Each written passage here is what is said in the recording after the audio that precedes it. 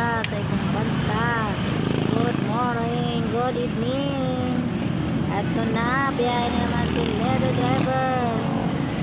Samahan niyo ako mga guys. Ito, hanap buhay mula sa gabi. Please support kayo sa aking mga video mga guys. Salamat, God bless.